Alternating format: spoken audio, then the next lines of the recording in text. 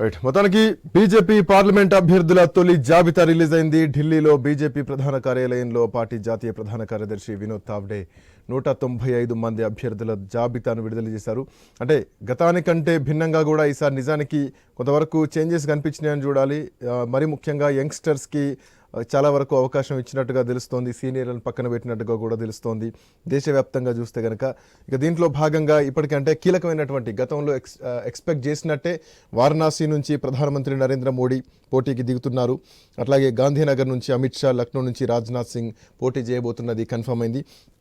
ఇక coming to Telangana విషయానికి వస్తే కనుక సిట్టింగ్లకు టికెట్లు కేటాయిస్తూ కొత్త వాళ్ళకు కూడా టికెట్లు కేటాయించడం జరిగింది.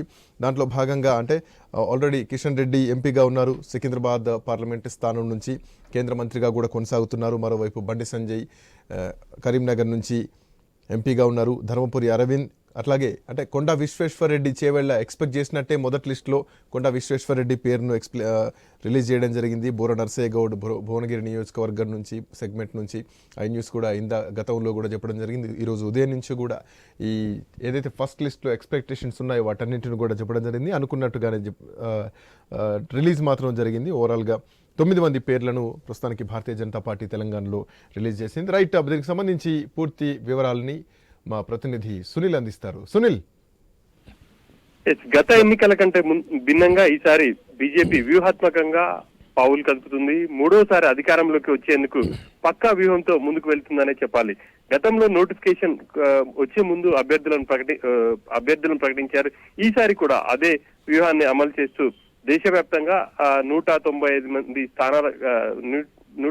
స్థానాల్లో అభ్యర్థులను ప్రకటించింది. ఇక తెలంగాణకు సంబంధించి 9 స్థానాల్లో అభ్యర్థులను కన్ఫర్మ్ చేసింది. ఈ 9 స్థానాలకు సంబంధించి మనం చూస్తే దాంట్లో 3 సిట్టింగ్ స్థానాలు ఉన్నాయి. కరీంనగర్ కావచ్చు, బండి సంజయ్, అదేవిధంగా నిజామాబాద్ ధర్మపురి అరవింద్, సికింద్రాబాద్ కిషన్ రెడ్డి. ఈ 3 స్థానాలు సిట్టింగ్ స్థానాలు బీజేపీకి. అక్కడ సిట్టింగ్ స్థానాలను వాళ్ళకే కేటాయించారని చెప్పాలి. ఇక ఆదిలాబాద్ కూడా బీజేపీకి సిట్టింగ్ స్థానం అయినప్పటికీ దానికి సంబంధించి అయితే బీజేపీ పెండింగ్ పెట్టింది. అక్కడ ఉన్నటువంటి సిట్టింగ్ ఎంపీ సోయం బాబురావు ఆయన పార్టీ మారుతారనే ప్రచారం జరిగింది. ఆ క్రమంలో మరో అభ్యర్థి కోసం చూస్తున్నారు.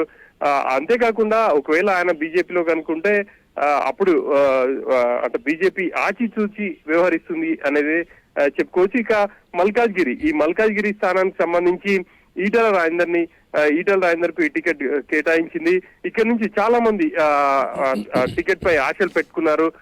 మురళీధర్ రావు కావచ్చు, అదేవిధంగా ఎక్స్ఎమ్మెల్సీ రామచంద్రరావు వంటి నేతలందరూ కూడా మల్కాజ్గిరిపై ఉన్నారు. కానీ బీజేపీ నాయకత్వం ఈటల రాజేందర్ వైపు మొగ్గు చూపింది. మిగతా నియోజకవర్గాలకు సంబంధించి సునీల్ ఇక్కడ ఒకటి అంటే మనం మల్కాజ్గిరి గురించి ప్రధానంగా మాట్లాడుకోవాలి. తెలంగాణ రాజకీయాల్లో Malkajgiri is a very important constituency అని చెప్పడంలో ఎట్లాంటి సందేహం లేదు. ఎందుకంటే అది సిట్టింగ్ స్థానం. రేవంత్ రెడ్డి గతంలో అక్కడ ఎంపీగా ప్రాతినిధ్యం వహించారు. అండ్ ద బిగ్గెస్ట్ కాన్స్టిట్యున్సీ అని చెప్పడంలో కూడా సందేహం లేదు. బట్ ఈసారి మల్కాజ్గిరిలో అక్కడ మురళీధర్ పేరు వినిపించింది, మల్క కుమరయ్య పేరు వినిపించింది, ఈటల రాజేందర్ పేరు వినిపించింది. సరే, ఈటల రాజేందర్కే అధిష్టానం పెద్దపీట వేస్తుందన్నటువంటి అంచనాలు రాజకీయ వర్గాల్లో వినిపించాయి. చాలా సందర్భాల్లో కొంత మేధావర్గం మాట్లాడినా కానీ ఇక్కడ ఏమైనా పొలిటికల్ ఈక్వేషన్స్ ఏమైనా చేంజ్ అవుతాయా? అంటే ఆల్రెడీ టికెట్ ఎక్స్పెక్ట్ చేసిన వాళ్ళు మళ్ళీ ఏమైనా వేరే ఆప్షన్ ఏమైనా చూసుకునే ఛాన్స్ ఉన్నాయి? ఎందుకంటే 2 జాతీయ పార్టీల మధ్యలో ఒక పోటాపోటీ వాతావరణం కనిపిస్తాం. సో ఎట్లా చూడొచ్చు ఇక్కడ ఉన్నటువంటి పరిస్థితిని? బీజేపీలో ఉన్న నేతలందరూ ఇప్పుడు టికెట్ కోసం పోటీ పడ్డ వాళ్ళందరూ కూడా సీనియర్ నేతలు. వాళ్ళందరూ కూడా బీజేపీ కోసం కష్టపడి పనిచేసే వాళ్ళే.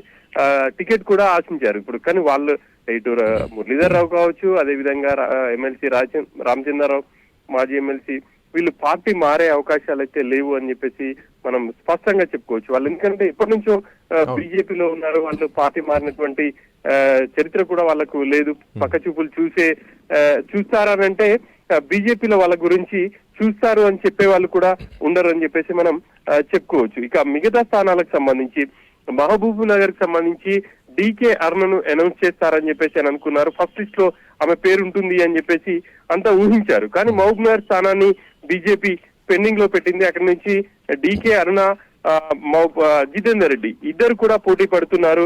అందుకోసమే పెండింగ్ పెట్టినట్టుగా కూడా తెలుస్తుంది. ఇక చేవెళ్ళ ఖచ్చితంగా కొండా విశ్వేశ్వరరెడ్డి, భువనగిరి బూర నరసయ్య గౌడ్, అక్కడ వాళ్ళకంటే కూడా ఇంకా బెటర్ అయిన అభ్యర్థులు లేరని చెప్పేసి మనం చెప్పుకోవచ్చు.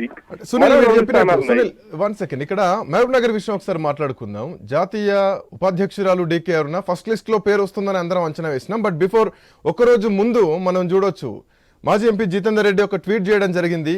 What to do what not to do అంటూ కూడా ఒక చిన్నపిల్లాడు తిరుగుతూ బట్టలు లేకుండా తిరుగుతూ ఒక ఫోటోని, ఒక ఎమోజీని ట్వీట్ చేసిండు. ట్యాగ్ చేయడం కూడా జరిగింది ప్రధానమంత్రి మోడీకి కానీ అమిత్ షాకి కానీ. సో ఇక్కడ టికెట్ ఆయన ఢిల్లీలో ఉండి కొంతవరకు చాలా వరకు ప్రయత్నం చేయడం జరిగింది టికెట్ కోసం. నిన్న కూడా ఆయన ఢిల్లీలో ఉన్నా అని చెప్పి తెలుసుకోవడం జరిగింది. ఇట్లా నేపథ్యంలో ఈ టికెట్ ఆపుతున్నారంటే ఇక్కడ ఏమైనా బుజ్జగించే చర్యలు ఉంటాయా, లేదంటే what to do what not to do అంటే కనుక ఇక్కడ ఏమైనా పార్టీ మారే అవకాశాలు ఏమైనా కనిపిస్తున్నాయా? గతంలో కూడా ఈటెల రాజేందర్ ఏదైతే అంటే గతంలో ఢిల్లీ పోయినప్పుడు అసెంబ్లీ ఎన్నికల సమయంలో పార్టీలో అధ్యక్ష మార్పు జరుగుతున్నప్పుడు కూడా వీళ్ళంతా కొన్ని మీటింగ్లు పెట్టుకోవడం జరిగింది. సో ఈ సిచ్యువేషన్ ఎట్లా చూడొచ్చు? భారతీయ జనతా పార్టీ పైన ఏమైనా తిరుగుబాటు జెండా ఎగరేసే అవకాశాలనే? టికెట్ కన్ఫర్మ్ చేస్తే అక్కడ పార్టీకి ఏమైనా ఎఫెక్ట్ పడే ఛాన్సెస్ ఉన్నాయనుకోవాలా? ఎట్లా చూడాలి సునీల్ మహబూబ్ నగర్ విషయాన్ని? మహబూబ్ నగర్ సంబంధించి ఆ ట్యాగ్ చేసిన తర్వాత బీజేపీ నేతలు జితేందర్ రెడ్డితో మాట్లాడారు, ఆయన్ని ఢిల్లీ రావాలని చెప్పేసి సూచించారు. ఆ మేరకు ఆయన ఢిల్లీ వెళ్ళినట్టుగా కూడా తెలిసింది. అధిష్టానం పెద్దలను కూడా కలిశారు.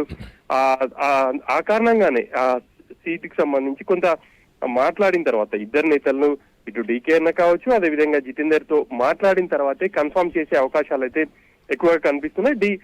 ఇప్పటికిప్పుడు జితేందర్ రెడ్డి కూడా పార్టీ మారే అవకాశాలు అయితే కనిపించట్లేదు. ఎందుకనంటే ఒకవేళ ఆయన ఇప్పటికే అక్కడ కాంగ్రెస్ లోకి వెళ్తారనుకుంటే ఇప్పటికే అక్కడ కాంగ్రెస్ పార్టీ ఫస్ట్ గా టికెట్ మహబూబ్ నగర్ నే అనౌన్స్ చేసింది. వంశీ చందర్ రెడ్డికి టికెట్ ఇచ్చింది. ఇక బీఆర్ఎస్ కి సంబంధించి కూడా ఒకవేళ మహబూబ్ నగర్ నుంచి ఆయన ఏమైనా ప్రయత్నాలు చేస్తున్నారంటే ఇప్పుడు అక్కడ అట్లాంటి అవకాశం కూడా లేదు. ఎందుకంటే బీఆర్ఎస్ లోకి జితేందర్ రెడ్డి వెళ్తే ఖచ్చితంగా ఆయన టఫ్ ఫైట్ ఇస్తారు అనేది కూడా అక్కడ లేదు. కాబట్టి బిట్వీన్ ద అక్కడ ఫైట్ బీజేపీ వర్సెస్ కాంగ్రెస్ గా ఉంటుంది. కాబట్టి ఆయన బీజేపీలోనే ఉండే అవకాశాలు అయితే కనిపిస్తున్నాయి. ఒక బీఆర్ఎస్ కి వెళ్లి ఆయన టికెట్ తెచ్చుకొని పోటీ చేస్తారు, బరిలో ఉంటారు అనేది అది కొంత దానికి సంబంధించి అయితే ఒక క్లారిటీ కావచ్చు, లేకపోతే ఆయన పోటీ చేసే అవకాశాలు అయితే చాలా తక్కువగా ఉన్నాయనే చెప్పాలి. ఇక జహీరాబాద్ అదే విధంగా నాగర్ కర్నూలు ఈ రెండు స్థానాలు కూడా చూడొచ్చు. అక్కడ బీబీ పాటిల్ ఆయన నిన్ననే పార్టీ మారారు. మొన్నటి వరకు ఆయన బీఆర్ఎస్ నుంచి ఎంపీగా ఉన్నారు. ఆయన పార్టీ మారి ఆయన మళ్ళీ టికెట్ దక్కించుకున్నారు. నాగర్ కర్నూలులో కూడా రాములు ఆయన తన కొడుకు ఈసారి టికెట్ కావాలని చెప్పేసి బీఆర్ఎస్ లో ప్రయత్నం చేశారు. ఇప్పుడు అటువంటి ఆయన కూడా పార్టీ మారారు. ఆయన కొడుక్కి టికెట్ ఇప్పించుకోగలిగారు. మొత్తం మీద అయితే ఇవన్నీ కూడా ప్రస్తుతం బీజేపీ అనౌన్స్ చేసిన స్థానాలకు సంబంధించి ఐ న్యూస్ మొదటి నుంచి కూడా చెప్తుంది బీజేపీ అభ్యర్థులు వీరే అని చెప్పేసి. అనుకున్నట్టుగానే బీజేపీ నాయకత్వం కూడా ఇంకొకటి ఇంట్రెస్టింగ్ కామెంట్ ఒకసారి మనం చూడాలి. మొన్న చేవెళ్లలో పెట్టినటువంటి భారీ బహిరంగ సభ ఏదైతే ఉందో ఆ సభలో పట్నం సునీత మహేందర్ రెడ్డిని ఎంపీ అభ్యర్థిగా అఫ్ కోర్స్ డిక్లేర్ చేసింది కనిపిస్తోంది. ఇట్లా నేపథ్యంలో అక్కడ చేవెళ్లలో మాజీ ఎంపీ ఉన్నారు. ఆయన గతంలో కాంగ్రెస్ పార్టీలో ఉన్నారు, తర్వాత భారతీయ జనతా పార్టీలో ఉన్నారు, ప్రస్తుతానికి కొనసాగుతున్నారు. మధ్యలో బీఆర్ఎస్ పార్టీలో ఉండడం జరిగింది. కేసీఆర్ పైన యుద్ధం చేసినటువంటి వ్యక్తి. బట్ రేవంత్ రెడ్డికి కూడా చాలా అత్యంత సన్నిహితమైనటువంటి వ్యక్తి. గతంలో వైట్ ఛాలెంజ్ విషయంలో కూడా రేవంత్ రెడ్డి తోటి పార్టిసిపేట్ అయ్యి ఆ ఉద్యమం అంటే ఒక రకమైన ఛాలెంజింగ్ టాస్క్ తీసుకున్నారు. ఆయన మనిషి మంచోడే కానీ అంత ఎఫెక్టివ్గా పనిచేసేవాడు కాదు అంటూ కూడా రేవంత్ రెడ్డి చెప్పడం జరిగింది. ఈ చేవెళ్లలో ఇప్పుడు పట్నం వర్సెస్ కొండ విశ్వేశ్వరరెడ్డి అని చూడొచ్చా, లేదంటే భారతీయ జనతా పార్టీ యాక్టివిటీస్ ఎట్లా ఉంటాయి అనుకోవాలి? ఈసారి కొండ విశ్వేశ్వరరెడ్డికి గెలుపు అవకాశాలు ఏమైనా ఉండొచ్చా? రేవంత్ రెడ్డి మాట్లాడిన మాటలు కానీ మనం పెట్టినటువంటి సభే కానీ కాంగ్రెస్ పార్టీ వేవ్ కానీ ఎట్లా చూడొచ్చు? గత ఎన్నికల్లో కొండా విశ్వేశ్వరరెడ్డి కాంగ్రెస్ పార్టీ నుంచి పోటీ చేశారు. ఆయన స్వల్ప ఓట్ల తేడాతోటే ఓడిపోయారు. ఈసారి ఆయన బీజేపీ నుంచి పోటీ చేస్తున్నారు. బీజేపీ వర్సెస్ కాంగ్రెస్ గా ఈసారి ఉండే అవకాశాలు అయితే కనిపిస్తున్నాయి. గత ఎన్నికల్లో చూస్తే కాంగ్రెస్ వర్సెస్ బీఆర్ఎస్ గా ఉంది. గత ఎన్నికల్లో బీఆర్ఎస్ కంటే ముందు టీఆర్ఎస్ గా ఉంది. కాంగ్రెస్ వర్సెస్ టీఆర్ఎస్ గా ఉంది. ఆ ఎన్నికల్లో టీఆర్ఎస్ గా అభ్యర్థి విజయం సాధించారు. కానీ ఇప్పుడున్న పరిస్థితుల్లో అక్కడ చాలా నియోజకవర్గాల్లో టీఆర్ఎస్ పరిస్థితి దయనీయంగా మారిందనే చెప్పాలి.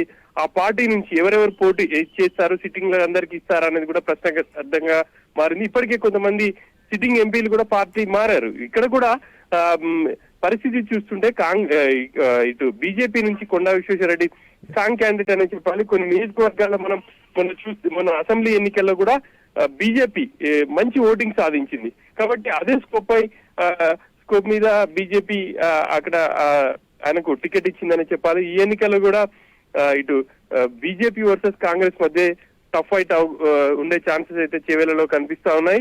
ఇక చేవేళ్లకు సంబంధించి కాంగ్రెస్ అభ్యర్థిగా పట్నం సునీతనే ఉండే అవకాశాలు అయితే ఎక్కువగా కనిపిస్తున్నాయి. ఆ హామీ మేరకే ఆమెకు ఎంపీ టికెట్ ఇస్తారన్న హామీ మేరకే పార్టీలో జాయిన్ అయ్యారన్నది ప్రచారం జరుగుతోంది. అధినాయకత్వం కూడా బలమైన క్యాండిడేట్ కాబట్టి ఆమె రంగారెడ్డి జెడ్పీ చైర్పర్సన్ గా ఉన్నారు. వాళ్ళ హస్బెండ్ అంతకుముందు ఎమ్మెల్సీగా ఉన్నారు, మంత్రిగా పనిచేశారు. ఆయన ఎన్నికల ముందే కాంగ్రెస్ లోకి రావాలని అనుకున్నప్పటికీ అనివార్యంగా వాయిదా పడుతూ వచ్చింది. ఆ తర్వాత ఆయన ఇంకా అఫీషియల్ గా జాయిన్ కాకపోయినప్పటికీ ఆమె జాయిన్ అయిపోయారు. కాబట్టి ఆ జిల్లాలో వాళ్ళకు మంచి పట్టుంది. ఇప్పటికే మహేశ్వరానికి సంబంధించి కూడా కొంతమంది బీఆర్ఎస్ నుంచి జాయిన్ అయ్యారు. ఇటు వికారాబాద్ సునీల్, నిజానికి అంటే గత 2 రోజుల నుంచి మనం చెప్తూనే ఉన్నాం. ఐ న్యూస్ ఒక ప్రత్యేక కథనాన్ని కూడా టెలికాస్ట్ చేయడం జరిగింది. మనం అంటే ప్రజలకు చెప్తూనే ఉన్నాం, ఈ 9 స్థానాలు ఏవైతే మనం చెప్పడం జరిగిందో యాజ్ ఇట్ ఈస్ గా what we expected, what we predicted, అది మాత్రం ఖచ్చితంగా ఈ రోజు బీజేపీ ఫస్ట్ లిస్ట్ లో వచ్చిందని చెప్పడంలో ఎట్లాంటి సందేహం లేదు. గత 2 రోజుల నుంచి కూడా ఐ న్యూస్ కథనాలు నడిపిస్తూనే ఉన్నాం. బీజేపీ ఫస్ట్ లిస్ట్ మరికొద్ది క్షణాల్లో, మరికొద్ది గంటల్లో రాబోతోంది. ఈవెన్ మొన్న థర్స్డే రోజు 10 గంటల రాత్రి తర్వాత ప్రధానమంత్రితో భేటీ అయినప్పటి నుంచి కూడా prediction is very good and as it is మనం అనుకున్నట్టుగానే ప్రిడిక్షన్ రావడం జరిగింది. సెకండ్ లిస్ట్ ఎట్లా ఎక్స్పెక్ట్ చేయొచ్చు అంటారు? సో ఇప్పుడు పరిస్థితుల్లో కొంతవరకు అంటే వరంగల్ స్థానం కానీ, పెద్దపల్లి స్థానం కానీ, లేదంటే ఖమ్మం స్థానాలు కానీ, ఇవన్నీ కొంతవరకు ఎట్లాంటి ఎక్స్పెక్టేషన్స్ ఉన్నాయి అనుకోవచ్చు? నిజానికంటే వరంగల్లో కూడా చాలా కీలకమైనటువంటి టగ్ ఆఫ్ వార్ ఉండే ఛాన్స్ ఉన్నాయి. అక్కడ మనం మందకృష్ణ మాదిగ పేరు వినిపిస్తోంది, లేదంటే ఆయన పెద్దపల్లికి షిఫ్ట్ చేస్తారన్నట్టు వినిపిస్తోంది. సునీల్, మిగతా 8 స్థానాలకు సంబంధించి బీజేపీ అక్కడ అభ్యర్థుల కోసం తీవ్రంగా కసరత్తు చేస్తుందనే చెప్పాలి. ఇప్పటికీ వరంగల్ స్థానానికి సంబంధించి ఒక మందకృష్ణ పోటీ చేస్తారని చెప్పేసి పార్టీలో ప్రచారం అయితే జరుగుతుంది. ఒకవేళ మందకృష్ణకు కనుక ఇస్తే ఎట్లా ఉంటుంది అనేది అంటే కింద క్యాడర్ లో కూడా చర్చ జరుగుతా ఉంది. ఒకవేళ ఆయనకి ఇవ్వకపోతే రిటైర్డ్ ఐపీఎస్ కృష్ణ ప్రసాద్ పేరు కూడా బలంగా వినిపిస్తుంది. ఇక మిగతా స్థానాల్లో కూడా అటువంటి పరిస్థితి ఉంది. నిజంగా మహబూబాద్ కావచ్చు, అదే విధంగా వరంగల్, పెద్దపల్లి లాంటివి ఇవి రిజర్వ్డ్ కాన్స్టిట్యున్సీస్. అక్కడ అభ్యర్థుల కోసం ఇంకా బీజేపీ బలమైన క్యాండిడేట్స్ కోసం వేట కొనసాగిస్తుందనే చెప్పాలి. ఖచ్చితంగా రిజర్వ్డ్ స్థానాల్లో కూడా ఈసారి విజయం సాధించాలని చెప్పేసి ఆ పార్టీ వ్యూహాత్మకంగా పావులు కదుపుతుంది. ఇతర పార్టీల నుంచి, ఇటు కాంగ్రెస్ నుంచి కావచ్చు, బీఆర్ఎస్ నుంచి నేతలు వస్తారని చెప్పేసి అయితే అంటున్నారు. కానీ ఏ నియోజకవర్గాల నుంచి వస్తున్నారు అనేది అయితే మనం చూడాల్సి ఉంటుంది. ఒకవేళ గనక వరంగల్ నుంచి కొంతమంది టీఆర్ఎస్ నేతలు బీజేపీలో కనుక జాయిన్ అయితే వాళ్ళకి కూడా టికెట్ ఇచ్చే అవకాశాలు లేకపోలేదు. కాబట్టి ఇవి అనౌన్స్ చేయడానికి మరికొంత సమయం పట్టే అవకాశాలు అయితే కనిపిస్తున్నాయి. బలమైన క్యాండిడేట్స్ అక్కడ లేకపోవడం కారణంగానే బీజేపీ సెకండ్ లిస్ట్ లో వాటిని వాయిదా వేసిందని చెప్పేసి చెప్పుకోవచ్చు. Srikanth, thank you Sunil.